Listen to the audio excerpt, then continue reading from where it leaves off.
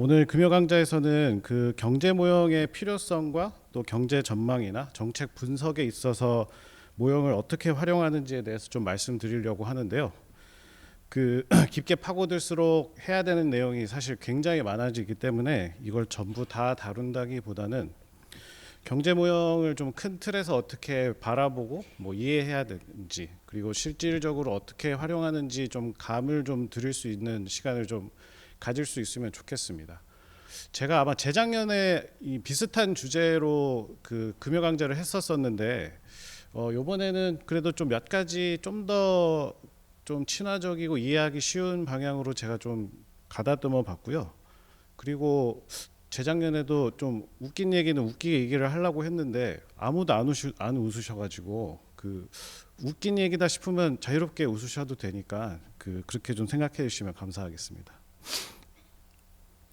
네, 우선 경제 전망, 아무래도 경제 모형이 활용되는 가장 중요한 어떤 활용처는 경제 전망이라고 할 수 있는데, 일단 시작을 경제 전망이 대체 왜 필요한지에 대해서 좀 이야기 드리려고 합니다.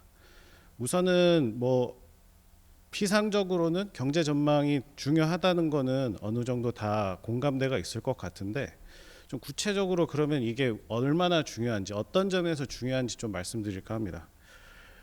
통화 정책이라고 해서 이제 한국은행에서도 이제 주요하게는 뭐 다양한 통화 정책이 있지만 가장 대표적으로는 기준금리를 결정하는 통화 정책 방향 회의를 통해서 이제 정기적으로 기준금리 결정을 하는 그런 통화 정책을 하고 있는데, 뭐 그런 것뿐만이 아니라 대부분의 정책, 뭐 통화 정책뿐만이 아니라 뭐 기재부나 정부에서 하는 재정 측면에서의 정책도 가장 중요한 요소가 이제 그 시차가 존재한다는 겁니다. 말 그대로 경제의 어떤 정책을 시행하고 그게 파급이 돼서 이제 효과가 나타나는 데까지는 바로바로 이게 움직임이 일어나는 것이 아니라 조금씩 얼마나 시차가 또 변동하는지조차 좀 가늠하기 어렵게 변동성이 있고, 그 시차가 어떻게 발효되는지에 대해서도 항상 예의주시를 해야 됩니다.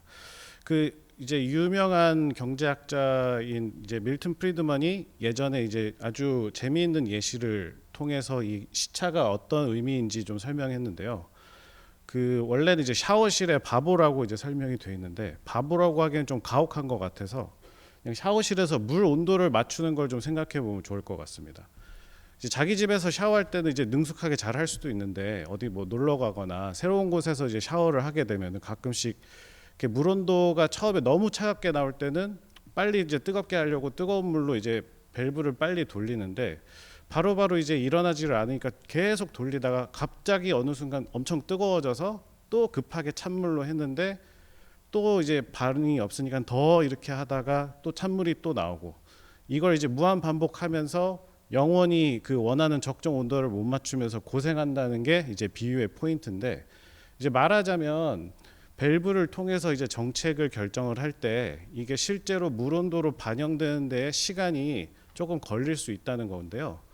이게 얼마나 걸릴지를 잘 알고 있으면 그 시간에 맞춰서 이제 미리 선제적으로 정책을 펼칠 수도 있고, 정책을 펼쳤는데 효과가 언제 나올지를 잘 알고 있으면 그 시간을 잘 버티고 넘어갈 수 있을 텐데, 이런 걸 알지를 못하면 이제 샤워실의 바보처럼 계속 밸브를 왔다 갔다 하면서 계속 부작용이 더 다른 부작용을 낳게 되는 좀 그런 악순환이 지속될 수 있다고 볼 수 있습니다.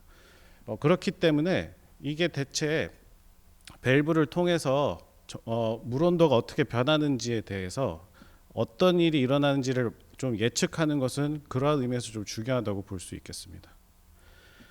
그리고 경제 전망은 이제 정책의 어떤 수단일 수도 있지만 그 자체로도 어떤 중요한 그 목적이자 이제 중요한 그 상품 그 자체라고도 볼 수 있습니다. 우선 앞서 말씀드린 것처럼 경제 전망을 하는 것은 통화 정책을 판단할 때 있어서 기준이 되기 때문에 이거를 잘 살피는 것은 이제 중요하고요. 그 다음에 이제 정기적으로 하고 있는 한국은행뿐만이 아니라 주요 국책기관이나 심지어는 그 민간의 투자은행 등에서도 이제 경제 전망을 주기적으로 발표를 하고 있는데, 특히 이제 공공기관에서의 경제 전망은 경제 주체들에 있어서 이제 의사결정을 할 때 도움이 되기 때문에 그 자체로 중요한 공공정보이자 이제 공공재가 됩니다. 오른쪽 이제 그림을 보면 아마 어릴 때에 다들 이제 이런 경험 있을 텐데, 이제 아기가 이제 뒤에서 이제 뭐 부모님이나 어른이 운전을 할 때 뒤에서 아기가 계속 언제 도착하냐고 계속 보채잖아요.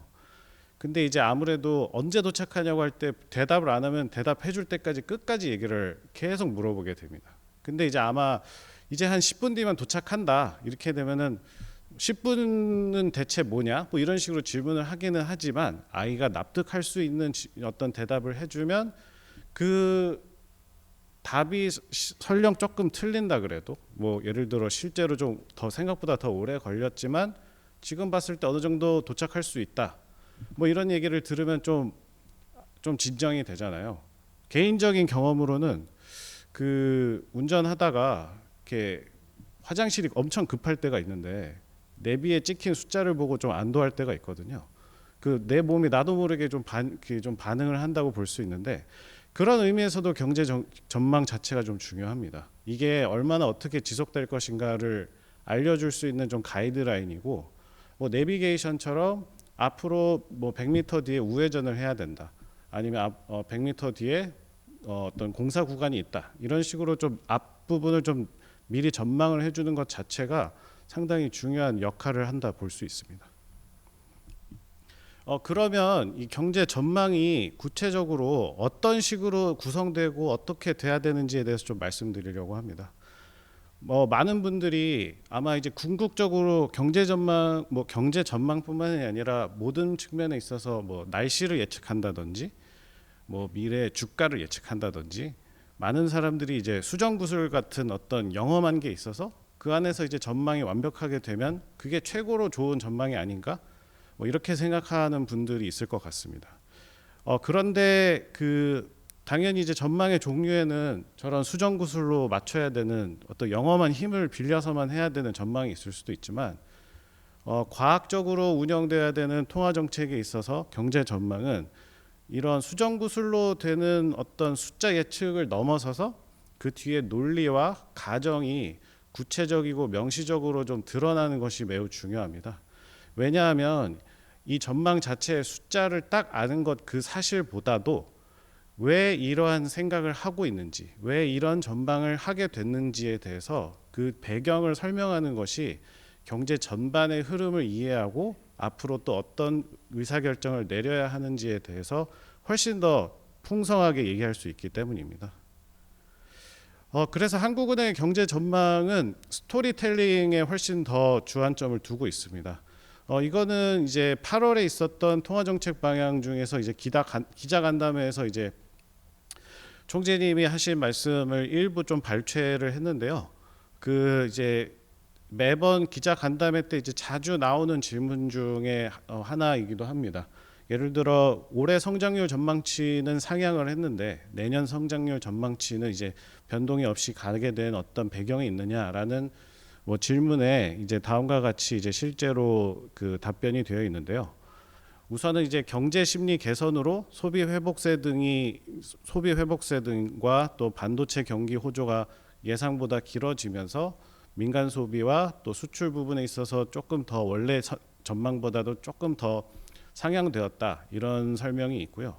내년 같은 경우에는 글로벌 경제 관련해서 여러 가지 이슈 때문에 그런 이슈들이 구체화되고 본격화되면서 수출 둔화폭이 좀 더 커질 가능성을 염두에 뒀을 때 25년에 올라간 성장률의 흐름이 26년에는 조금 더 반영이 안 될 수도 있다, 이런 식으로 이제 설명이 되는데, 단순히 숫자가 뭐 0.1 올랐다, 요번에 변동이 없다, 이렇게 얘기를 하고 뭐 설령 그게 정확하다 한들 그렇게 숫자만 딱 제시하고 났을 때는 뭐 다른 생각이 있거나 아니면 다른 판단이 있거나 이런 거를 어떻게 반영해야 될지 좀 생각하기가 어려울 텐데요. 그렇기 때문에 왜 이걸 이렇게 했는지에 대해서 근거를 밝히고 그 근거가 논리적이고 합당한지에 대해서 판단할 수 있는 근거를 제공하는 것이 그 숫자 자체를 얘기하는 것보다 혹은 그 이상으로 중요하다고 볼 수 있습니다. 그래서 그러면 경제 전망이라는 게 아까 말씀드린 이제 수정구술이라고 이제 좀 쉽게 얘기를 하긴 했는데, 그 오늘은 그 AI나 기계학습 같은 이제 최근에 아주 각광을 많이 받고 있는 모형들을 좀 염두에 두면서 좀 계속 말씀을 드리고 싶은데요. 제가 생각했을 때 경제 전망에 있어서 어떤 중요한 포인트를 조금 비율을 섞어서 좀 말씀드리려고 합니다.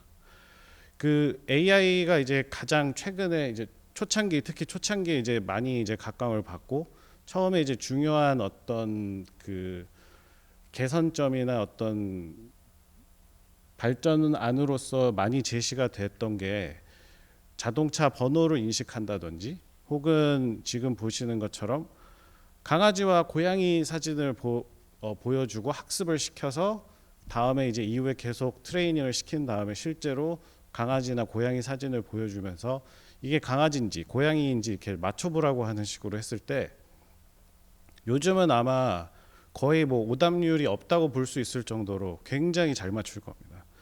그 이유는 고양이와 강아지 사진을 뭐 몇십억 장을 학습을 하게 되면 데이터가 이제 축적이 됨에 따라서 그 특성들이 통계적으로 이제 학습이 될 텐데, 그 과정에 있어서 불확실성은 사실상 거의 이제 사라지게 됩니다. 이제 쉽게 말해서 이제 거의 안정적인 그 매우 낮은 확률로 수렴을 하게 될 겁니다. 그러니까 돌려 말하면 사진이 많으면 많을수록, 정보가 많으면 많을수록 불확실성은 제거되는 방향으로 가게 되는데, 반대로 또 비슷하지만 또 좀 다른 이슈는 주사위 숫자를 이제 주사위를 굴렸을 때 무슨 숫자가 나오느냐를 맞추는 문제가 있습니다. 아마 기계한테 주사위를 뭐 10만 번 뭐 몇억 번을 굴려도 제대로 된 학습이 있다면, 그리고 사실 이거는 정답이 있긴 하죠. 그 정육면체의 기본적인 주사위를 굴렸을 때 무슨 숫자가 나올 것이냐에 대한 과학적인 답은 똑같은 확률로 숫자 1부터 6까지 동일한 확률로 나올 것입니다. 뭐 쉽게 말해서 숫자 1은 6분의 1의 확률로, 2, 3, 4, 5, 6 모두 6분의 1의 확률로 숫자가 나올 것이다. 뭐 그래서 뭐 가운데 기대값은 아마 뭐 1부터 6에 합치니까 3.5죠. 정확히는. 뭐 그렇지만 어쨌든 그런 식으로 저희가 줄여 나갈 수 없는 불확실성이 있습니다. 제가 말씀드리고 싶은 중요한 포인트는, 어떤 문제들은 정보가 쌓이면 쌓일수록 명확해지는 부분이 있지만, 주사위 굴리기와 같은 문제들은 본질적으로 불확실성이 내재해 있기 때문에, 이거는 어느 시점에서는 데이터가 많이 쌓인다고 하여도 그 불확실성을 완전히 제거할 수는 없습니다. 그렇기 때문에 저는 경제를 전망하는 게 강아지와 고양이를 구분하는 문제라기보다는 주사위를 굴렸을 때 무슨 숫자가 나오느냐에 훨씬 가깝다고 생각하는데요.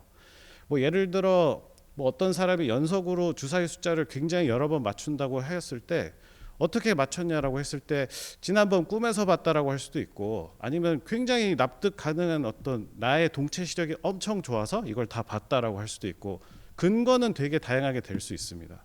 근데 문제는 이게 사후적으로 왜 그 숫자가 나오는지 붙일 수 있는 그 이유는 오만 가지가 될 수 있는데, 이거를 사전적으로 왜 이런 일이 일어날 것인지, 이런 현상에 대해서 어떤 불확실성은 얼마나 있는지에 대해서는 말할 수가 없을 겁니다. 그리고 설령 이제 그렇게 말을 해도 반복적인 어떤 그 현상을 관측하면서 데이터가 쌓여 나가면서 좀 그런 문제들이 이제 수정이 되겠죠. 그래서 이제 그 특히 이제 경제를 전망한다는 건 숫자를 맞추는 그 행위보다도 실제 경제의 진짜 문제는 이 주사위가 대체 몇 개의 면을 갖고 있는지, 그 면에 무슨 숫자가 있는지, 심지어는 주사위의 모양이 일정한지, 어떤 쪽은 면이 훨씬 넓고 어떤 쪽은 면이 되게 작아서 어떤 모양으로 굴러 나갈지, 이런 거를 예측하기가 굉장히 어렵다는 겁니다. 거기에 추가적으로 경제의 구조가 변하고 산업 구조가 바뀌고 여러 가지 훨씬 더 복잡한 현상에 의해서 주사위의 모양 자체가 또 변화할 수가 있습니다. 그렇기 때문에 우리가 이거를 숫자를 정확하게 예측하려고 하는 행위는 당연히 중요하고 끝까지 추구해야 되는 목적이기도 하지만, 어느 시점에서는 불확실성을 정확하게 인지하고 식별하는 것이 훨씬 더 중요한 문제가 될 수 있다는 겁니다. 그래서 좋은 모형이 해야 되는 어떤 중요한 역할은 우리가 사전적으로 알 수 있는 부분과 알 수 없는 부분의 선을 명확하게 그어주는 것이기도 합니다. 쉽게 말해서 주사위 예로 돌아가면 좋은 경제 전망이라는 것은 과학적으로 주사위의 확률이 어떻게 되느냐를 답하듯이 어떤 주어진 가능한 현상들이나 이벤트에 대해서 서술하고 그 가능성이 어떻게 되는지 확률적으로 분포가 어떻게 되는지를 말할 수 있어야 된다는 것입니다.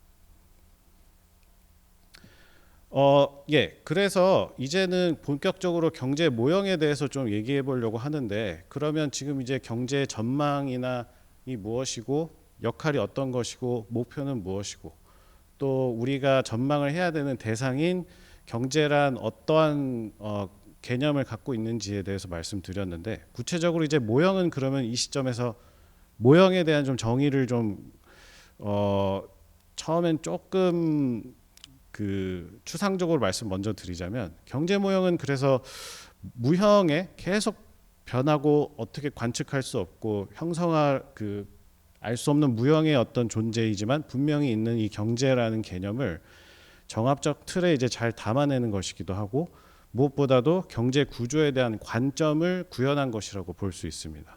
좀 구체적으로 말씀드리자면, 이 경제 모형을 당연히 참 가장 정말 진실에 가까운 진짜 경제의 모형을 잘 구현하는 것이 중요할 수도 있지만, 사실 달성하기 무병장수 불로장생처럼 좀 어려운 불가능한 목표일 수도 있습니다. 그러니까 저희가 어떤 정말 더 나은 모형을 만들려고 노력해야 되는 것은 주지의 사실이지만, 이것을 정말 진실된 정말 오차가 하나도 없는 완벽한 모형을 만들어내는 식으로 방향이 잡혀 있다기보다는 모형 제작자의 생각을 명시적으로 반영하는 것이 훨씬 중요합니다. 그래서 특히 이제 그래서 모든 면을 다 아울러서 총망라해서 어떤 하나의 완성된 모형을 만들다기보다는 어떤 생각해 보고자 하는, 중요하다고 생각하는, 그리고 또 전달하고자 하는 부분을 중심으로 구축하는 게 이제 중요합니다. 그래서 모형이라는 건 이제 쉽게 말해서 뭐 친구들과 편한 자리에서 간단하게 시작할 수 있는 토론 같은 게 있을 수 있는데, 뭐 가위바위보를 하는데 가위가 더 좋은 거냐, 바위가 더 좋은 거냐, 보가 더 유리하냐, 이런 식으로 그냥 말로만 이제 얘기하기 시작하면 아마 끝도 없이 순환되고 끝나지 않을 텐데, 이거에 대해서 자기의 생각을 왜 이렇게 생각하는지 가정을 세우고 전제를 명시화해서 나의 논리가 이렇다라고 하는 생각의 어떤 누구나 공유할 수 있고 똑같이 관찰할 수 있고 명시적으로 잘 드러난 어떤 생각의 틀을 제시해주면, 그걸 보고 너는 이런 생각을 이 가정 때문에 했구나, 그럼 이 가정이 달라지면은 너의 생각도 달라지려나, 서로 이게 그런 식으로 좀 발전적으로 이야기가 진행이 될 수가 있겠죠. 뭐 예전에 뭐 경제 이론의 옛날 역사에서도 뭐 아마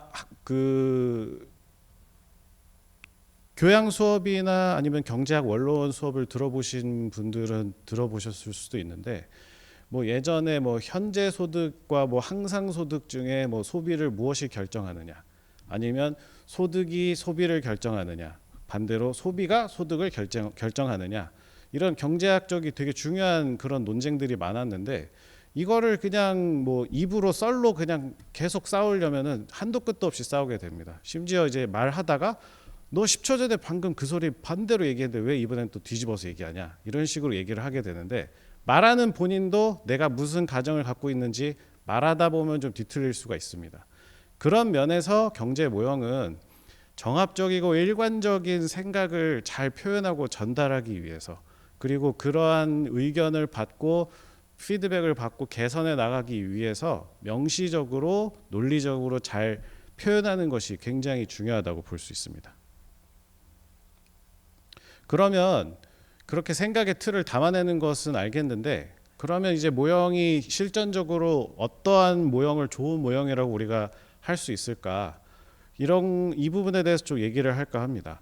뭐 아마 제가 그냥 넘겨짚자면, 많은 분들이 이제 최근에 정말 급변하고 있는 산업 현장을 생각해 봤을 때 뭐 기계학습이나 인공지능이나 뭐 심지어는 뭐 경제 모형까지도 굉장히 이제 많은 사람들의 관심을 받고 있습니다. 그래서 이제 예전에는 모형을 만드는 게 어떤 소수의 특정한 직업이나 산업군에 속한 사람들에게만 해당되는 내용이었다면, 아마 앞으로는 모형을 만드는 게 뭐 모형이 뭐 엄청 복잡하고 뭐 어떤 수준을 넘어서는 모형뿐만이 아니라 어떤 간단한 모형이라도 누구든지 이제 다뤄봐야 되는 세상이 오고 있는 것 같은데, 그런 면에서 좀 주제 넘게 몇 가지 좀 조언이나 경험을 좀 공유해 보려고 하는데요. 우선 좋은 모형이란 무엇일까에 대해서 아주 오래전에 이미 유명한 통계학자인 그 조지 박스 통계학자가 모든 모형은 다 틀렸는데 일부는 쓸만하다, 쓸모가 있다라고 이제 논문에다가 썼는데요.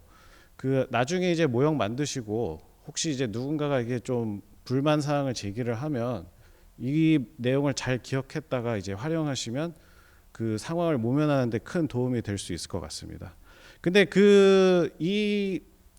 저 얘기를 했을 때 실제로 전달하고자 하는 그 논문의 이제 후반에 이제 좋은 모형이란 무엇인가에 대해서 아주 크게 딱 두 가지로 정리를 했는데, 먼저는 다룰 수 있을 만큼 간단해야 된다는 것과, 또 하나는 한계의 명확성이라 그래서 내가 이 모형을 만들 때 놓치게 된 부분은 무엇인지를 잘 인지하고 있어야 된다고 했습니다.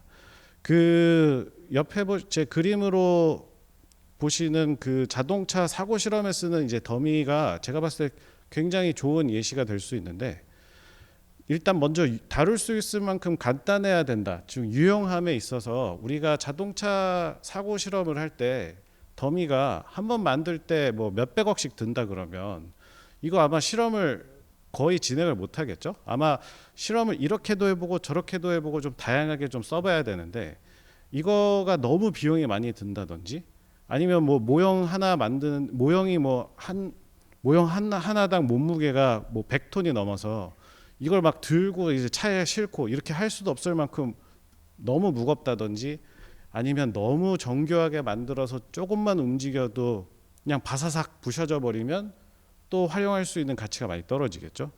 그래서 우리가 원하는 하고자 하는 어떤 실험이나 시뮬레이션을 활용할 수 있을 만큼 간단해야 된다는 게 첫 번째 덕목이고요.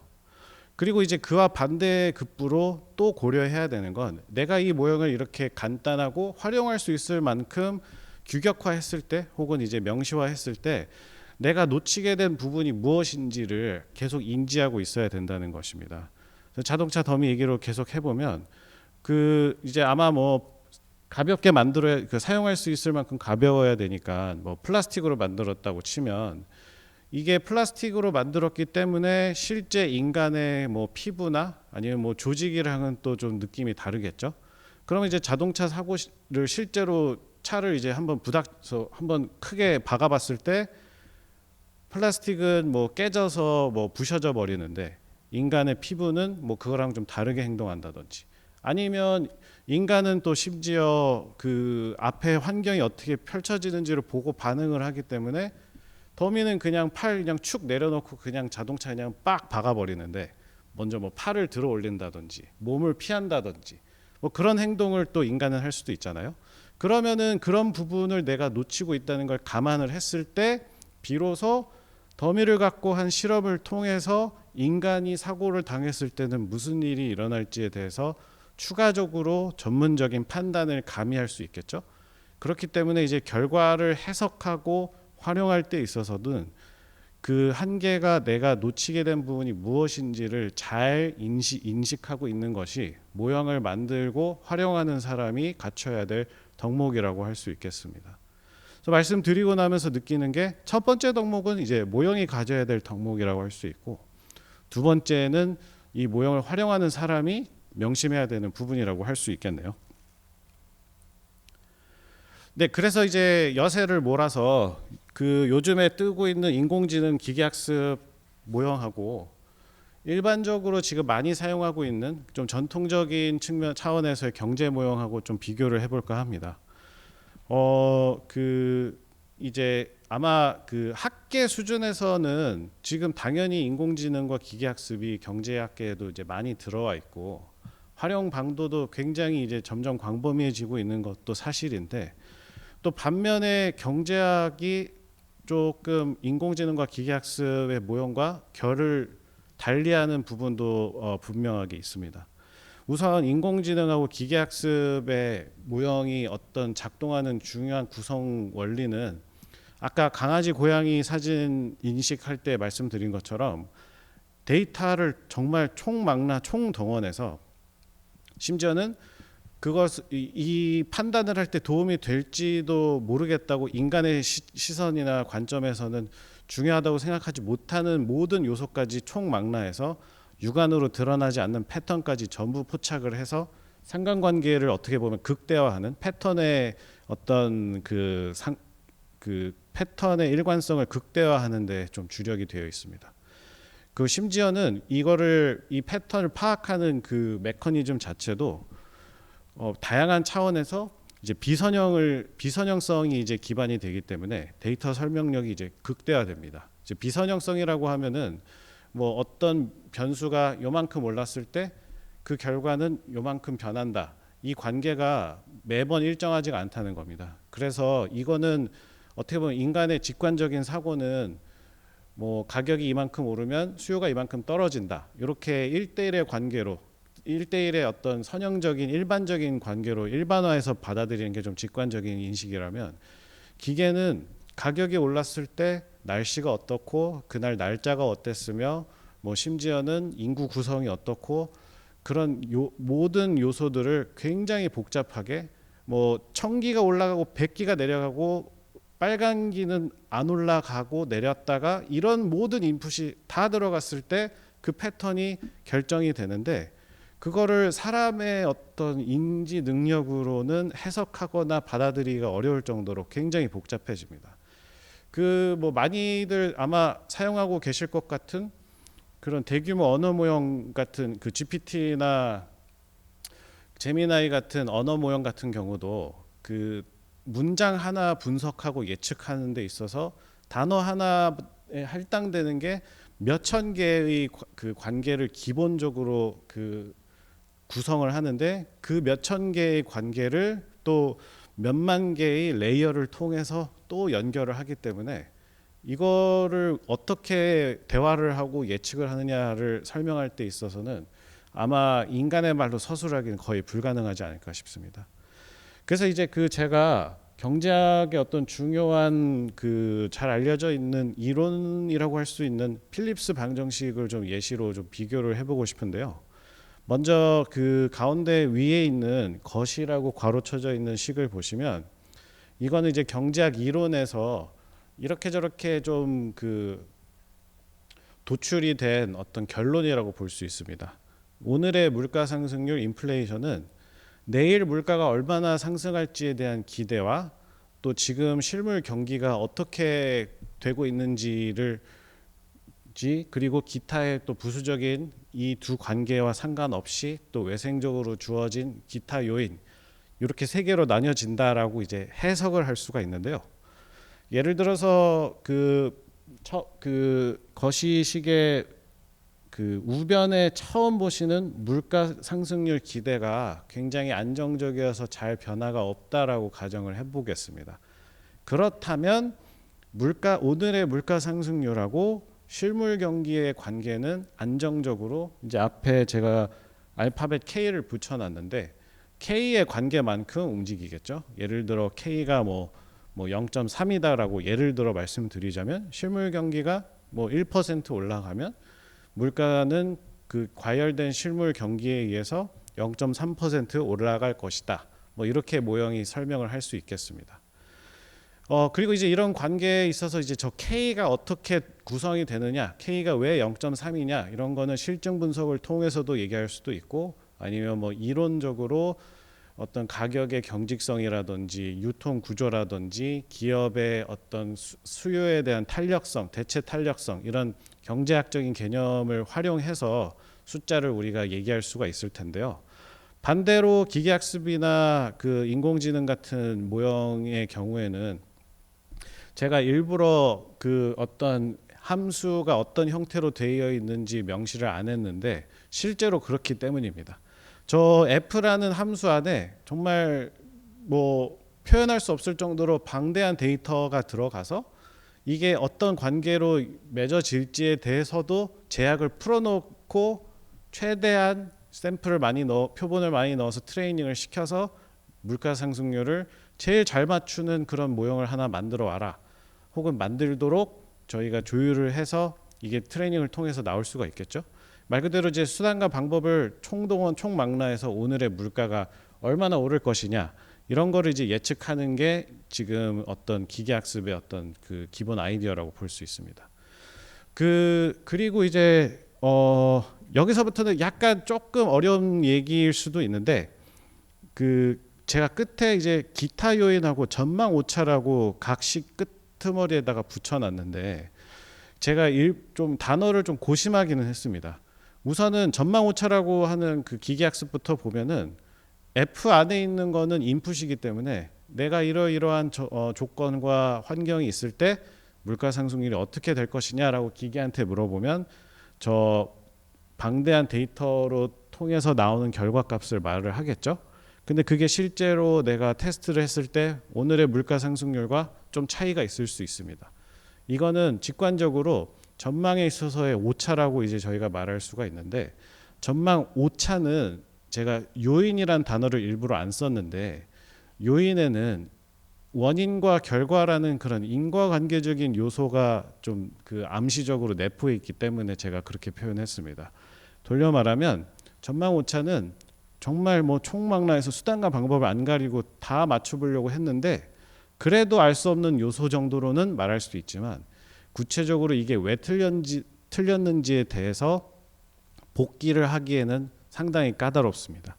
불가능하다고 말씀드리기에는 조금 그 과도한 표현인 것 같고 아마 지금 기계학습이나 AI도 이 부분에 있어서 이제 점점 더 이제 노력을 많이 하고 있고 실제로 많은 연구들이 진행이 되고 있는데 우선은 기본적으로 전망 오차를 그냥 극소화하는 데 이제 주력하다 보니까 이 전망 오차가 어떠한 그 원인으로 나왔는지에 대해서 이렇게 그 직관적으로 혹은 이론에 기반해서 설명하기는 어렵습니다. 반대로 거시 모형 같은 경우에는 물론 이것도 요인을 완벽하게 분해한다고 할 수는 없지만 지금 제가 식을 하나만 써서 그렇긴 한데 경제 모형은 이제 이러한 필립스 방정식을 비롯해서 수많은 경제 이론에서 나온 모형 그 식들이 이제 통합적으로 합쳐져서 하나의 체계를 이루고 그 체계 안에서 여러 설명할 이 모형에서 반영하지 않은 요인들이 외생적으로 설정이 되어 있는데 구조가 잘 갖춰진 모형의 경우에는 그 요인들이 어떠한 사이드에서 어떤 경제 이론에서 어떤 측면에서 유발됐는지에 대해서 이제 요인 분해를 할 수가 있습니다. 뭐 간단히 말해서 이게 수요 측면에서 설명하지 않은 수요 측면에서 나온 요인인지 공급 측면에서 온 요인인지 혹은 기타 정책의 어떤 예상치 못한 정책 발현 때문에 일어난 부분인지 아니면 뭐 대외의 경제 현상 때문인지 이런 식으로 이제 요인을 분해할 수가 있는데 아까 제가 처음에 경제에 있어서 불확실성은 어떤 본질적인 요소라고 말씀드린 거를 좀 감안을 한다면 요인을 분해하는 것이 굉장히 중요할 수도 있겠다라는 걸 좀 생각할 수 있겠습니다. 그 측면에서 조금 더 깊게 들어가자면 경제 전망이 정말 어려운 이유 중에 또 하나는 경제라는 것이 이제 상호작용을 하기 때문입니다. 아까 그 강아지와 고양이 사진 얘기를 또 좀 그 재탕해서 말씀드리면 기계가 강아지와 고양이 사진을 확인하는 과정에 있어서 강아지와 고양이가 관찰당하기 때문에 뭐 모양을 바꾼다든지 아니면 행태를 바꾼다든지 하는 그런 일은 일어나지 않습니다. 즉 어떤 데이터를 습득하고 패턴을 인식하는 데 있어서 그 패턴의 구조 자체가 변할 거라는 거에 대한 우려는 없다는 뜻입니다. 반면에 경제 전망 혹은 이제 분석은 우리가 경제 정책을 펼치는 입장에서 더더욱 생각해 보면 이 관찰하고 전망하는 행위 자체에서도 이미 상호작용이 발현할 수 있습니다. 뭐 거의 이 정도면 양자역학에 가까운 수준으로 이제 얘기가 가는데 말 그대로 어떻게 보면 이제 가위바위보 게임을 생각해도 좀 비슷할 것 같은데요. 내가 이 사람이 가위를 낼 것 같다고 예측을 하면 내 행동이 바뀔 테고, 내 행동이 바뀌는 걸 상대방이 또 예측하면 상대방의 그 가위를 낼 확률이 또 바뀌겠죠. 그러면 그 모습을 또 관측하는 내 자신은 또 행위를 바꿀 테고, 이런 식으로 상호작용이 끊임없이 일어날 수 있습니다. 그거에 그치지 않고, 그 아마 들어보신 분들도 많을 텐데, 로버트 루카스가 예전에 이제 그 소위 말하는 케인즈가 처음 주창하고 나온 거시경제에 있어서, 굉장히 거시경제가 케인즈 학파에 의해서 굉장히 각광을 많이 받고 있을 때, 그 경제 정책을 분석을 하는 그 어떤 방법론에 있어서 중요한 간과하고 있는 부분을 굉장히 이제 강하게 얘기하면서 짚어주면서, 소위 말해서 루카스 비판이라고 지금 오늘날 잘 알려져 있는 중요한 이야기를 했는데요. 중요한 어떤 메시지를 딱 하나만 전달하자면, 정책이 바뀌면 경제 주체의 최적의 선택이 바뀌기 때문에 경제의 양상, 그동안 관찰해왔던 경제 양상을 바탕으로 한 정책이 무효화될 수 있다라고 말했습니다. 그 아까 말씀드린 필립스 방정식을 그 기반으로 이게 어떻게 일어나는지에 대해서 좀 말씀을 드릴 텐데요. 아마 아까 제가 물가 상승률 기대가 굉장히 안정적이라고 가정을 했을 때라고 말씀을 드린 걸 기억하실 텐데, 물가 상승률 기대가 정말 변하지 않고 정말 안정적이라면, 인위적으로 물가 상승률을 이제 좌변에 있는 물가 상승률을 올리면 실업률이라고 나와 있는 그 우변의 그 요소가 떨어지게 될 것이다. 뭐 이런 통계적으로 우리가 모형을 잘 추정을 하면 그 숫자 K 값을 잘 알아가지고 거기에 대해서 이제 그런 정책적인 함의를 내릴 수가 있을 겁니다. 그래서 아마 이거는 뭐 통계적으로 우리가 모형을 잘 추정을 했기 때문에 굉장히 신뢰가 있는 숫자다라고 아마 그 시절에는 그렇게 얘기했을 수 있을 겁니다.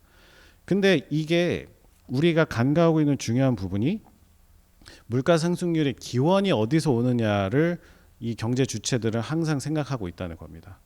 그동안의 물가 상승률은 여러 가지 어떤 인위적이지 않은 다양한 다변적인 요소 때문에 일어난 것이고, 이러한 경제 구조 패턴 하에서는 물가 상승률하고 그 당시 이제 필립스가 주창한 아이디어에 의하면 실업률 간의 어떤 역의 관계가 잘 나타났을 텐데, 그거를 이 패턴을 이용해서 정책을 펼치려고 했을 때 사람들이 물가 상승률이 인위적으로 아무 이유 없이 단순히 실업률을 내리기 위해서 올라간다라고 예상하게 되면 물가 상승률 기대 자체도 상승하게 됩니다.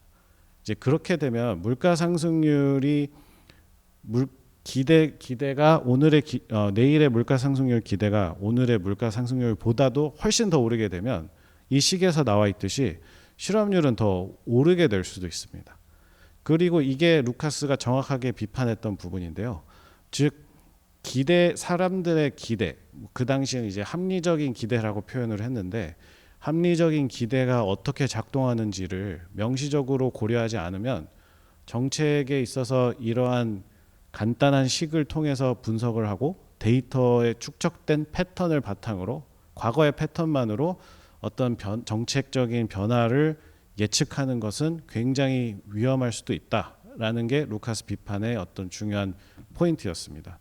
그렇기 때문에 우리가 지금 이 정책을 펼칠 때 지금 중요한 요소는, 어떤 변수가 변할 때 이 변수의 상호작용이 어떤 결과를 이어질 것인지에 대해서 말할 수 있어야 되는 거고요. 이 경우에는 물가 상승률 기대가 오늘 안 나타나고 내일 바로 반영될 이유, 오늘 물가 상승률을 올린다는 것을 사람들이 인지하게 됐을 때 내일의 행동이 어떻게 될 것인가, 이 질문을 해야 되는데, 그 질문을 하기 위해서는 경제 주체들의 의사결정 구조를 잘 파악하고 있어야 된다라는 게 루카스 비판의 제일 중요한 함의점이라고 볼 수 있습니다. 사실 이 루카스 비판만 해도 거의 뭐 몇 시간이고 중요한 얘기를 해야 될 것 같은데, 최대한 제가 봤을 때 중요한 에센스를 좀 정리하자면, 어떤 상대방 이제 경제 현상뿐만이 아니라 사회적인 현상에 있어서 어떤 패턴이 발견됐을 때 눈에 드러나는 패턴 자체를 그냥 기계적으로 인식해서는 안 되고, 사람들이 어떠한 의사결정 구조나 환경 하에서 어떤 선택을 하고 그 선택의 결과가 합쳐진 것이 오늘의 패턴이라면, 내가 하고자 하는, 변경하고자 하는 부분이 사람들의 의사결정에 어떤 영향을 줄 것인가, 이 구조를 명시적으로 파악하고 있어야 된다는 것이 가장 중요한 포인트라고 할 수 있습니다. 아까 이제 필립스 방정식을 보면 이 물가 상승률이랑 실업률이 기계적으로 어떤 그 음의 관계를 선형적으로 갖고 있다, 이게 데이터로도 설령 엄청 잘 나올 수는 있는데 대체 왜 이런 관계를 갖느냐에 대해서 명확하게 말을 하고 있지 않습니다. 그렇기 때문에 저 필립스 방정식에 다시 도달하기 위해서는 출발을 각 이 경제 주체들의 의사 결정부터 시작해야 된다는 겁니다. 예를 들어 기업의 경우에는 판매가를 결정할 때 어떤 기업이 그 가격 결정력을 갖고 있는, 시장의 볼륨을 갖고 있는 기업의 입장에서 대체 판매가를 결정할 때 고려해야 되는 요소는 무엇인가, 그리고 오늘의 정책이 이 기업의 결정에 어떤 영향을 줄 것인가, 이런 것을 좀 생각해야 되고요. 또 뭐 나아가서는 기업이 그러면 판매가를 결정할 때 비용도 중요할 텐데 한계 비용은 대체 어떻게 될 것이냐, 인플레이션이 올라가면 임금, 뭐 명목 임금은 어떤 영향을 받을 것이고, 명목 임금은 기업의 입장에서는 한계 비용이 될 수 있으니까 그 한계 비용이 또 어떻게 변할 것이냐, 그리고 이 사실을 그 이제 노동을 공급하는 가게의 입장에서는 또 어떻게 생각할 것이냐, 이런 것들을 다 고려를 해야만 그 인터랙션, 상호작용의 결과로 나타나는 저 필립스 방정식의 음의 관계에 대해서 우리가 잘 다룰 수 있게 됐다라는 게 중요한 포인트고요. 이런 경제 주체들의 의사결정 구조가 특정이 되어야만 그때 비로소 우리가 이미 했던 정책이든 해보지 않은 정책이든 가상의 환경에서 모형을 통해서 시뮬레이션을 할 수가 있게 됩니다. 그래서 이런 루카스 비판에 대해서 이제 현대 거시경제학이 새롭게 태동됐다고 볼 수 있는데요. 거기에 대표적으로 지금 거시경제학 학계 혹은 중앙은행에서 가장 많이 활발하게 사용하고 있는 대표적인 앞서 이 말씀드린 경제 주체의 구조를 반영해서 만든 모형이 이제 그 DSG라 그래서 다이나믹 스토캐스틱 제너럴 이퀄리브리엄 모형이라 그래서 동태적 일반 균형 모형이라고도 해석이 되는데, 소위 이제 DSG라는 모형을 많이 쓰고 있고요. 그 다음에 이제 SVR 같은 경우에는 그 스트럭처 VAR 혹은 벡터 오토 리그레션이라 그래서 구조적 자기 상관 벡터 모형이라고 하는데, 그 이러한 모형들은 지금 이 시간에 소개하는 것은 좀 적절하지 않은 것 같고, 경제 주체들이 최적화 활동을 했을 때 다음과 같은 최적의 행동 패턴이 결정된다. 그리고 그것이 균형에서 어떻게 이루어지는지를 바닥부터 시작해서 구성한 모형들로 구성이 돼 있고요. 물론 그 SVR 같은 경우에는 그거를 조금 많이 방향을 데이터 친화적으로 좀 바꿔서 이론을 반영하는 것을 좀 더 스마트한 방향으로 데이터 친화적으로 조금 이제 상충 관계를 좀 활용을 해서 데이터 쪽으로 좀 당긴 모형이긴 한데, 두 모형의 어떤 중요한 요소는 인과관계의 식별을 굉장히 중요하게 여긴다는 겁니다.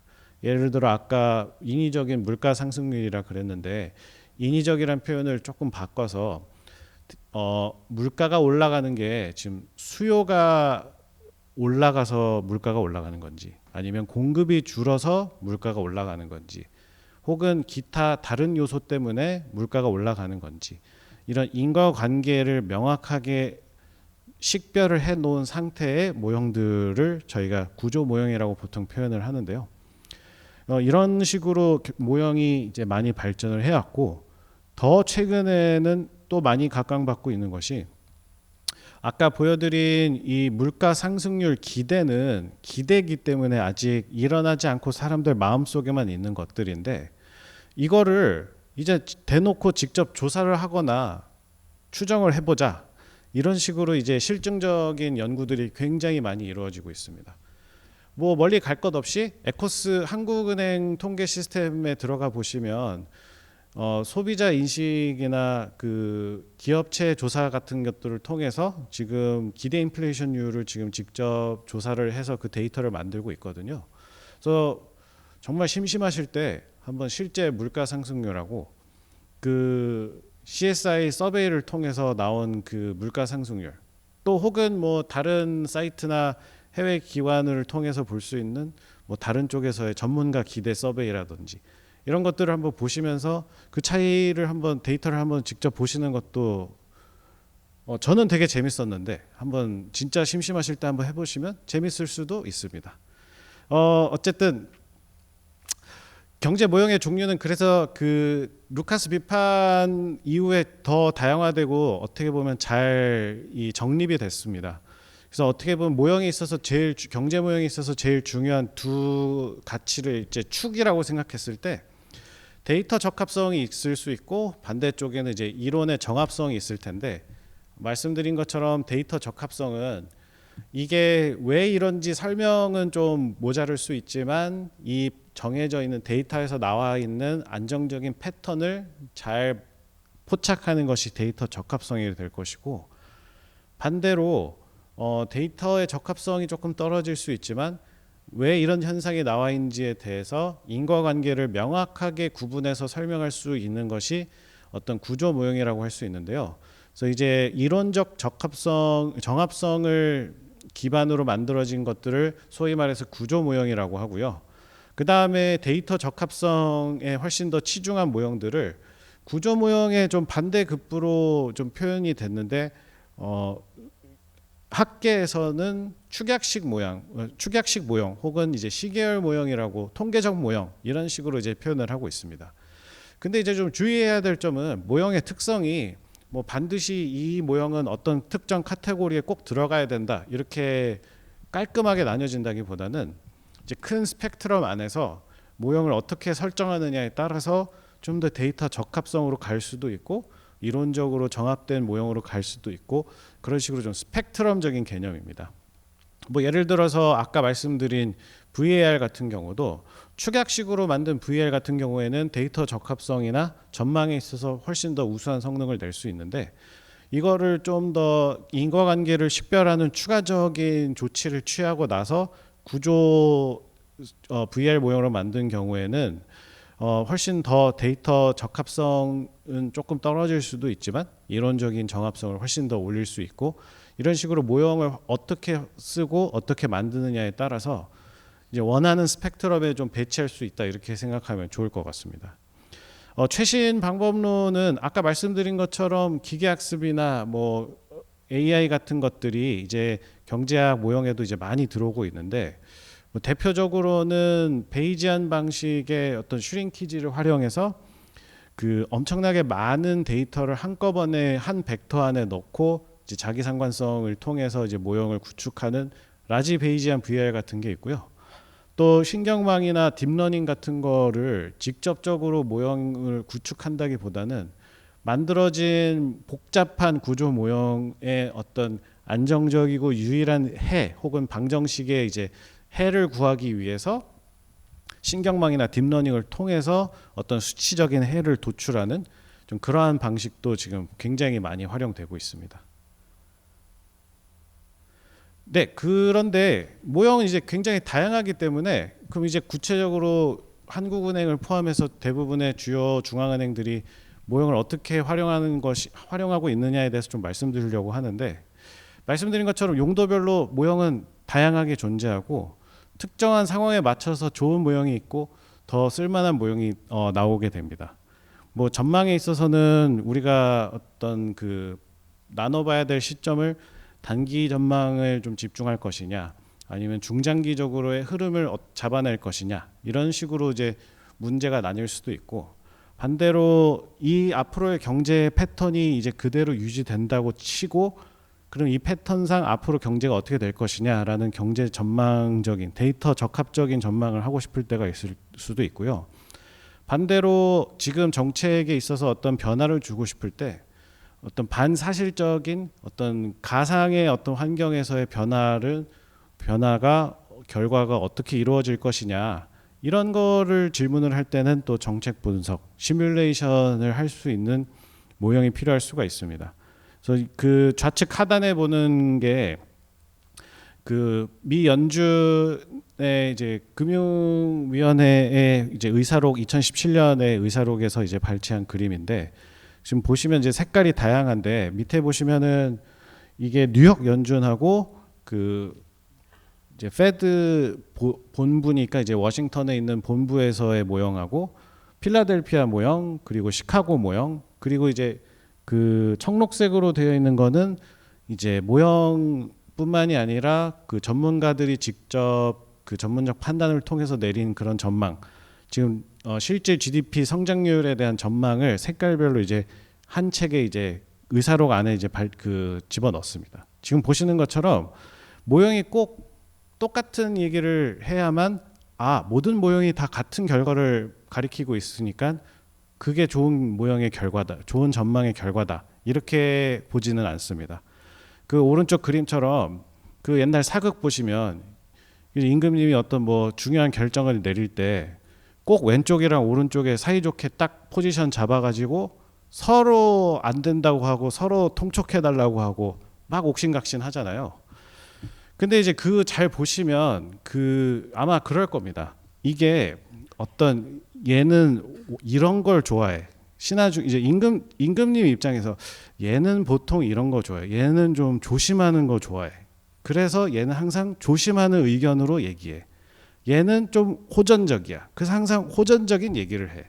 이렇게 좀 신하의 특성을 잘 알고 있고 그 신하가 그런 일관적인 패턴으로 좀 논리를 갖고 얘기를 할 때 서로 다른 얘기를 하는 게 좀 도움이 되지 않을까요? 그냥 난 제가 싫으니까 제가 하는 말 반대로 할 거야, 이게 아니라 나는 뭐 정책에 있어서 조정의 신하로서 이러이러한 게 중요한 가치이고 난 이게 중요하다고 생각하기 때문에 나는 이런 얘기를 한다. 반대로 저 사람은 다른 거에 더 중요한 가치를 두고 있기 때문에 이러이러한 얘기를 한다.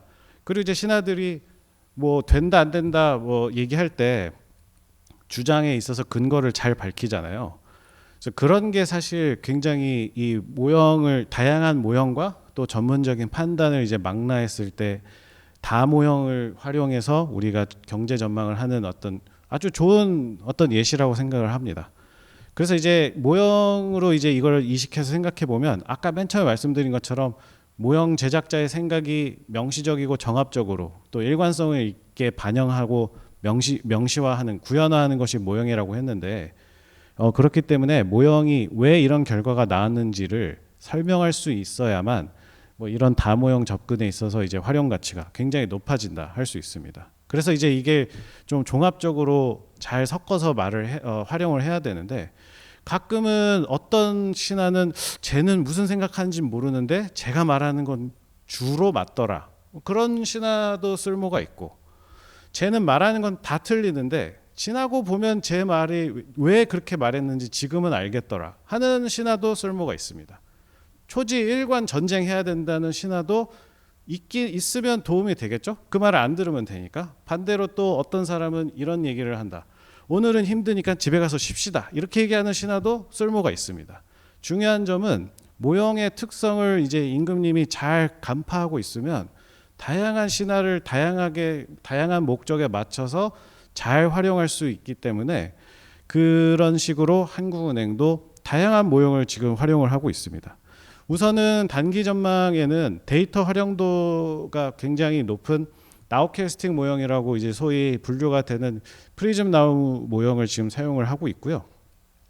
중기 전망은 이제 보통 시계열을 1년에서 2년 정도, 가끔 이제 뭐 2년 반, 3년 가까이 이제 보기도 하는데 중기 전망 같은 경우에는 경제 전망하고 정책 분석이 이제 동시에 활용이 가능하도록 이제 고안이 되어 있는 이제 한국은행 BOK DSG 모형이나 아니면 이제 BOK 룩이라고 그래서 좀 준구조의 형태로 구조 모형에서의 일부분의 어떤 인과관계를 조금 완화한 반면에 데이터의 활용을 좀 더 올려서 만든 그런 BOK 룩 같은 모형도 있습니다. 그리고 이제 나아가서는 뭐 기타 수많은 다른 여러 가지 모형을 활용을 해서 장기적으로 경제가 어떻게 성장할지 혹은 소위 말하는 잠재 성장률이 어떻게 될 것인지에 대해서 분석을 하거나 추정을 하는 그런 시스템까지 한국은행이 이제 두루두루 갖추고 있습니다. 그리고 이제 이런 단기 전망, 중기 전망, 뭐 정책 분석이 다 따로따로 개별적인 태스크로 있는 게 아니라 여러 가지 모형 간의 협업도 많습니다. 뭐 예를 들어서 단기 전망의 결과, 그 프리즘 나우를 통해서 나온 단기 전망의 결과가 어떤 중기 전망의 어떤 스타팅 포인트가 되기도 하고요. 뭐 이런 식으로, 혹은 뭐 기타 잠재 성장률의 결과를 다른 모형들이 또 활용을 한다든지, 이런 식으로 모형들 간의 협업도 굉장히 많이 하고 있습니다. 뭐 여기에는 지금 제가 그 모형을 전부 다 소개해드리거나 한 건 뭐 당연히 아니고요. 이외에도 이제 지금 다수의 모형이 뭐 경제 모형실도 당연히 그렇고 한국은행 전반적으로 다양한 지금 부서에서 필요에 맞춰서 이제 모형이 지금 개발이 되거나 또 활용이 되고 있습니다. 그러면은 이제 조금 구체적으로 전망 과정에서 모형이 좀 어떤 역할을 하는지에 대해서 좀 그래도 좀 실무에 좀 가깝게 말씀을 드리고자 합니다. 우선은 전망을 시작하기의 첫 기초 작업은 이 주어진 조건이나 환경이 어떤가를 좀 파악하는 업데이트라는 과정이라고 볼 수 있습니다. 뭐 우리나라 같은 소규모 개방 경제의 입장에서는 뭐 국제 유가라든지 뭐 세계 경제의 전반적인 흐름은 저희한테 영향을 주지만 반대로 저희가 영향을 끼치기에는 조금 비대칭적이라고 볼 수 있어서, 이거는 역으로 생각하면 이건 우리한테 좀 주어진 조건이구나, 뭐 이렇게 받아볼 수 있을 텐데요. 그런 것들을 이제 그 여러 부서에서 각 전문 분야에서 여러 가지 전망이나 혹은 데이터를 수집을 통해서 기본적인 가정을 세웁니다. 예를 들어 국제 유가는 앞으로 어떤 흐름을 갖고 이러이러한 숫자로 전망이 된다. 아니면 유가의 상하단의 어떤 불확실성이 많이 확대됐다. 세계 경제의 경우에도 뭐 교역 관련된 이슈가 뭐 더 확장이 되거나 해소가 되거나 이런 것들이 지금 저번 전망에 비해서 이렇게 업데이트가 됐다. 이런 것들이 있을 수 있고요. 뭐 이제 경제 전망이 특히 이제 GDP 기준으로는 이제 분기별로 데이터가 나오기 때문에 뭐 월별이나 주별이나 일별로 실시간으로 나오는 기타 데이터들도 많습니다. 이제 그런 것들은 또 추가적으로 실시간으로 반영을 해서 그런 데이터들을 모아 놓은 다음에 준비된 자료나 재료들을 기반해서 모형에 입력을 하고, 그렇게 되면은 모형에 기반된 1차적인 전망치가 산출이 됩니다. 그럼 이제 여기에서 나온 모형의 결과를 해석을 하는 과정이 이제 들어가게 되는데, 모형이 이러이러한 전제치의 변화와 이러한 경제 구조 때문에 다음과 같은 결과가 나왔다라고 이제 내부적으로 회의를 하면 각 분야나 이제 어떤 부분에 있어서의 전문적인 판단이 이제 정성적으로 일단 들어가게 됩니다. 뭐 예를 들어 지금 GDP 전망이 몇 %로 나왔는데 이거는 어떤 부분을 간과했기 때문에 좀 더 낮게 나온 것 같다. 그렇기 때문에 이런 부분을 정량적으로는 조금 더 반영을 해야 될 것이다. 뭐 이런 의견이 들어왔다고 치면 아까 이제 기타 요인이라고 했던 부분에 이런 정성적인 판단을 정량적인 어떤 구체적인 수치로 이제 전환을 해서 다시 모형의 입력치에 집어넣고 이거를 또 결과를 한번 또 산출하게 됩니다. 이런 식으로 반복적이고 어떤 이제 회전되는 여러 가지 이 반복 작업을 거쳐서 모형이 이제 점점 더 전문가적인 판단이나 여러 다양한 의견들이 이제 어떤 그 수렴이 되는 특정 점으로 이제 가도록 전망의 프로세스가 이루어지게 되는데, 이제 그렇게 되면은 최종적으로 어떤 전망이 아까 맨 처음에 말씀드린 것처럼 스토리텔링적으로 이제 굉장히 설명을 할 수 있을 만큼 구체적이고 선명해졌다, 이런 식으로 저희가 모형의 결과를 바탕으로 또 전문적인 판단을 이제 합쳐서 최종적인 전망, 그리고 이제 전망 배경에 깔려 있는 스토리텔링을 준비하는 것이 전망 과정이라고 볼 수 있는데요. 구체적으로는 여기 숫자는 제가 간략하게 실제로 데이터를 써서 추정을 좀 해봤는데, 에코스에 있는 치킨값, 전년 동기 대비 치킨값에 대한 경제 전망입니다. 저희가 지금 어떤 치킨 회사라고 치고 치킨 값이 앞으로 시장에서 어떻게 될지 이제 좀 전망을 하는 게 중요하다고 생각을 해봤을 때 아마 모형을 다루는 전문가나 이론에 기반해서 그리고 또 실증적 분석까지 감안해서 예를 들어 그 좌변에 있는 그 치킨 값, 오늘의 치킨 값이 어제 치킨 값에 강하게 이제 연결이 되어 있고 금리나 소비자 물가, 환율 이런 것들이랑 이런 관계를 갖고 있다. 어떤 치킨 전문가의 어떤 그 훌륭한 이론을 기반해서 이런 식이 이제 경제 모형으로 만들어졌다고 치면은 전망하고자 하는 변수에 대해서 우리가 주요 전제치를 설정해서 넣을 수가 있을 겁니다.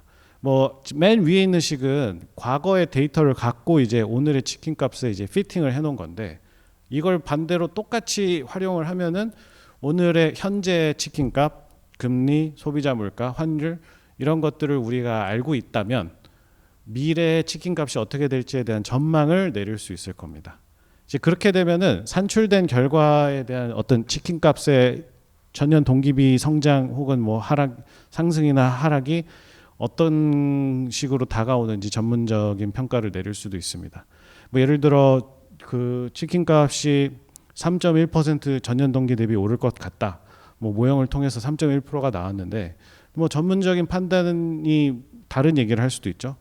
나는 이게 3.1%보다 더 오를 것 같다. 왜냐하면 지금 이 모형에는 조류 인플루엔자나 아니면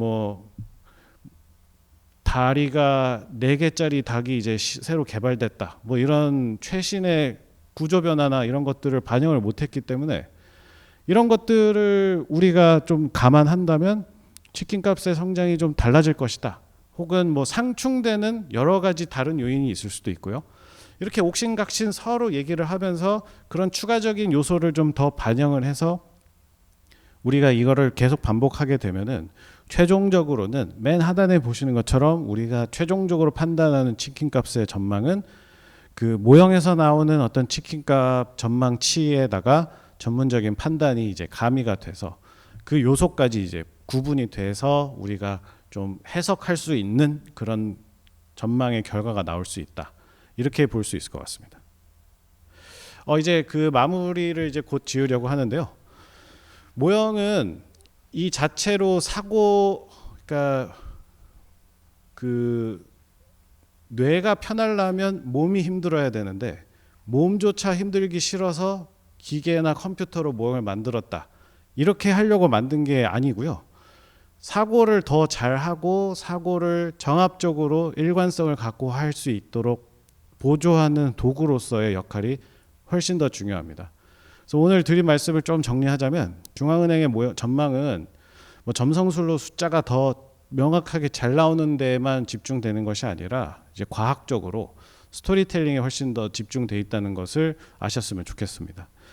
결과가 기계적으로 그냥 이렇게 잘 나왔으니까 그동안 잘 맞췄으니까 앞으로도 그러지 않겠어? 이렇게 기계적으로 수용할 것이 아니라 왜 이런 숫자가 왜 이런 결과가 나왔는지 해석할 수 있어야 됩니다. 그리고 그럴 수 있으려면 조지 박스가 얘기한 것처럼 다룰 수 있고 내가 어떤 점을 놓쳤는지 어떤 점을 반영하고 반영하지 않았는지 그리고 반영하지 않은 요소는 오늘 이 결과에 있어서 어떤 영향을 줄 수 있는지 이런 구조를 파악할 수 있는 모형을 가지고 있는 것이 필수적입니다.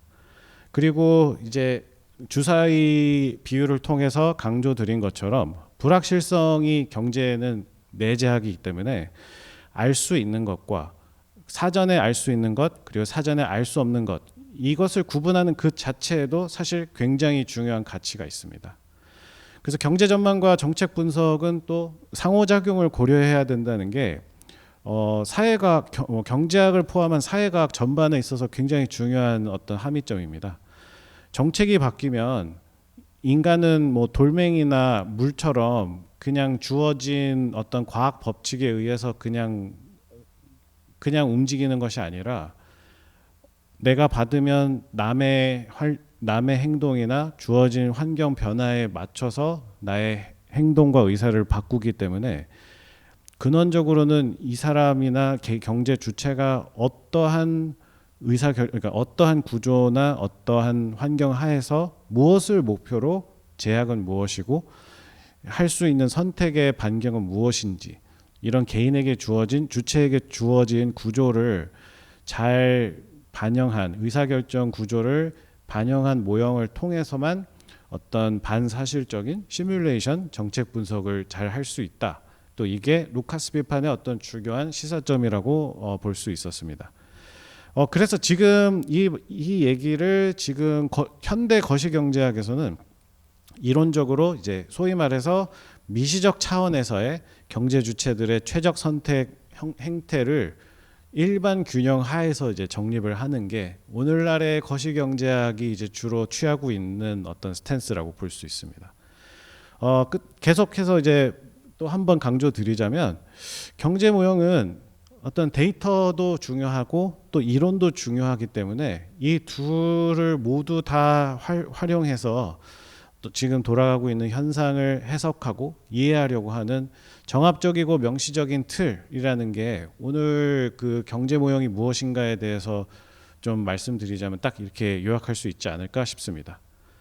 그래서 이제 끝으로 조금 뭐 한 2, 3분 정도의 추가 시간이 있다고 생각하고 좀 개인적으로 좀 지금 제 생각에 이제 앞으로의 좀 새로운 환경에서 하고자 하시는 일을 할 때 어떤 준비를 하면 좋을지, 그리고 뭐 구체적으로 뭐 과제가 됐든 개인 프로젝트가 됐든 무엇이 됐든 간에 요즘에 이제 소위 코드나 알고리즘 이런 거 많이들 공부하고 계실 것 같은데, 저 개인적으로도 이제 이런 것들을 이제 공부하고 배우면서 좀 느꼈던 바에 대해서 간단하게 말씀드리고 좀 마무리를 하려고 합니다.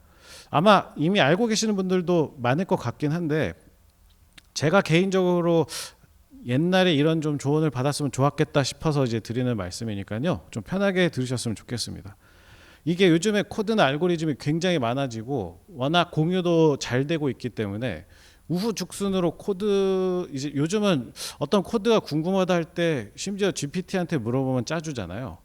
저 개인적으로는 제가 필요한 코드는 이렇게 짜면 꼭 열받게 조금씩 애매한 곳에서 틀리긴 해서 잘 쓰지는 못하고 있는데, 어찌됐든 뭐 컴퓨터가 짜주든 누가 만들어준 코드를 이제 보고 있자면 좀 해석하기가 좀 어렵기도 하고 쉽게 포기하게 됩니다. 그리고 뭐 교과서나 뭐 교재에 나와 있는 알고리즘 같은 경우도 뭐 당연히 뭐 다 알고 있는 것처럼 심플하게 썼다고 볼 수도 있지만, 너무 심플해서 이게 대체 어떻게 돌아가는 건지 이렇게 좀 체감하기가 좀 어려운 경우가 많은데요. 근데 뭐 일견으로는 그런 거 몰라도 되도록 모듈화도 잘 돼 있고, 몰라도 쓸 줄 아는 게 또 중요한 덕목이다는 것도 분명한 사실이긴 한데, 그 어떤 수준을 넘어서려면 주어진 코드를 그대로 쓰는 것뿐만이 아니라 좀 변형할 수도 있고 좀 응용할 수도 있어야 되는데, 이제 그런 부분에 있어서 제가 정말 많이 그 도움이 됐던 거는 뭐 새로운 유튜버가 설명해 주는 거나 더 좋은 교재를 찾거나 잘 짜여진 코드를 찾거나가 아니었고, 그 직접 컴퓨터가 돼보는 게 제일 좋았습니다. 이게 무슨 말이냐면 그 뭐 경사하강법이나 부트스트랩이나 뭐 혹은 그 마코프 체인, 몬테카를로 같은 MCMC나 뭐 지금 기계학습인 AI에서 쓰고 있는 어떤 기법들의 어떤 근원에 있는 기본적인 이런 알고리즘들은 사실은 사칙 연산을 엄청나게 반복을 하는 겁니다. 그러니까 쉽게 말해서 컴퓨터는 고차원적인 어려운 일을 수행하는 그 장치라기보다는 되게 지루한 일을 엄청나게 무한 반복하는 데 훨씬 특화가 돼 있기 때문에, 이걸 역으로 말하면 사람도 시간이 무한하고 그 지루함을 느끼지만 않으면 똑같이 할 수는 있습니다. 그래서 복잡해 보이는 코드도 사실 코드가 되게 복잡해 보이고 대부분 루프, 이제 사칙 연산이나 이런 걸 반복한다는 측면에서 코드 보면 루프 같은 거 걸려 있는 게 진짜 많은데요. 이 루프 때문에 이거 10만 번 한다 치자 하고 이제 넘어가다가 이거 안 해보고 그냥 넘어가는 경우가 많은데, 이거 실제로 루프 당연히 10만 번 해보라는 뜻은 절대 아니고요. 한 2번, 많게는 3번 정도만 그 루프에 있는 거 진짜 그냥 사람 손으로 펜이랑 간단한 계산기 들고 거기에 나와 있는 거 실제로 계산기 두드려 가면서 한 세 바퀴만 돌면 진짜로 이게 이래서 돌아가는 거고 이게 이래서 점점 답을 찾아가는 거구나. 이런 거 금방 알 수 있습니다. 경사강법이나 요즘 쓰는지 잘 모르겠는데 그 조금 나아가서는 뉴튼 랍슨 같은 어떤 수치적으로 미분을 해주는 거라든지 아니면 최적해를 찾는 그런 류의 알고리즘 같은 경우에는 정말 이런 방법이 도움이 많이 됩니다. 이게 처음에 숫자 빵빵빵빵 넣고 시작하는데 루프 한 몇 번 돌리고 나니까 최적해 3.1492 이런 숫자가 나오는데 너무 신기하지 않나 싶어서 직접 손으로 이거를 신기한데 컴퓨터니까 되는 거겠지 그냥 이렇게 생각하지 마시고 진짜로 숫자로 이렇게 손으로 해보면 의외로 어떤 것들은 손으로 코드 진짜 끝까지 최적해 똑같이 찾아낼 수 있는 경우도 생각보다 많습니다. 특히 몬테카를로나 이런 방법들은 이런 식으로 해보면 굉장히 그 직관적으로 그 체득할 수 있는 저 개인적으로는 되게 도움을 많이 받았거든요. 그래서 저도 이제 새로운 코드 공부할 때 교과서도 보고 어떤 노트도 많이 보지만 어떤 시점에서는 코드도 이제 끝까지 돌아가는 것도 보고 나서 좀 이해가 안 되는 부분은 생각보다 금방 할 수 있습니다. 이게 막연해 보이는데 몇 번 하다 보면 어느샌가 나도 컴퓨터가 왜 어떻게 이걸 하는지에 대해서 좀 이해할 수 있기 때문에 개인적으로는 그래서 코딩 공부하는 거 중요하다 중요하지 않다 이런 얘기를 다 떠나서 코딩 공부를 꼭 해야 되는 상황에서는 코딩을 이제 막 철저하게 예습 복습하고 개념을 책으로 읽고 좋은 코드를 짜보고 이런 식으로 공부를 한 다음에 코드를 짜는 것도 있지만 제가 봤을 때는 코드를 짜져 있는 코드를 직접 몸으로 부딪혀 보고 코드를 짠 다음에 이게 왜 돌아가는지 하나씩 살펴보면서 좀 깨우쳐 나가는 것도 사실 굉장히 도움이 많이 됐습니다. 그래서 오늘은 일단 이런 식으로 개인적인 조언도 붙였지만 오늘은 아까 말씀드린 것처럼 경제 모형의 이해와 활용에 대해서 좀 말씀을 드렸는데요. 오늘 드린 말씀이 한국은행의 경제 모형 체계뿐만이 아니라 앞으로 모형 이런저런 다양한 광의적인 의미의 모형과 이제 항상 같이 살아야 되는 이제 새로운 시대에 있어서 좀 어떤 식으로 모형을 이해하고 받아들여야 되는지 그런 식으로 좀 생각을 좀 쌓아 나가는데 좀 도움이 되기를 굉장히 바래 보겠습니다. 이것으로 오늘 강의는 마치도록 하겠습니다. 감사합니다.